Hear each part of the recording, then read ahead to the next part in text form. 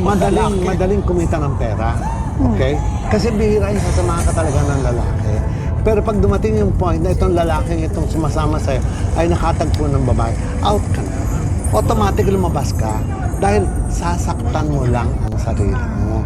Ang hindi matanggap ng mga tukling, dahil kung sinasabi, iba ang mani sa butong pakwan. Ay, Okay? ano ka ba, butong Dapat pakwan? matutunan nila yan. Ano ka butong pakwan? Ang mga tukling butong pakwan. Okay? Ang mga babae talaga mani. Dapat practical ka lang sa buhay. Alam mo kung hanggang saan ka lang. Kasi ang relasyon naman, it's just like a music. May simula at may katapusan.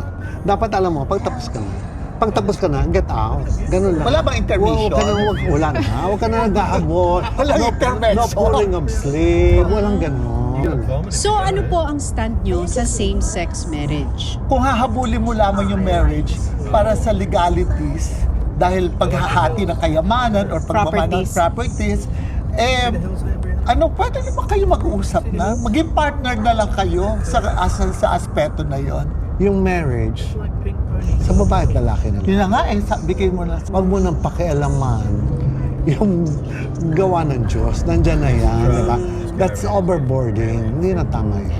Kasi na-interview ko si Senator Risa Ontiveros. Siya ang isa sa nagpupush ng SOGI bill.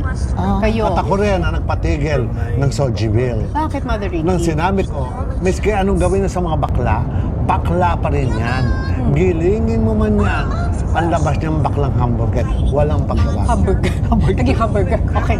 Ako naman, sige, bigyan ng karapatan, bigyan ng puwang sila sa lipunan. Kaso lamang the problem with some cases, they ask for too much. Masyadong entitled. Tama na yung tinotolerate ang mga badi. Tama na yun. That is more than acceptance. Yun ang sinasabi ko. Oo. Toleration is more than acceptance. Because ang karap mo, hindi pare-pareho. At lahat ng tao, hindi lahat yan, tanggap nila ang badi. Wait, Ibabagay nakikita mo mo na yun. yung sarili mo sa tamang sitwasyon. Oo. Like ako, I have seen like 6 presidents in my life. At lahat sila natulungan ko. Pero pagkaharap ko sila, naka-brush up yan, hindi ako naka-bounce. You know? Nakasuit ako. Hindi ako naka-glittery. Pero pagkakabadingan, pagpakabading tayo. Kaya pala naka-glittery ka ngayon, naka-Versace. Dahil bading ang kasama ko. Di ba? Dahil bading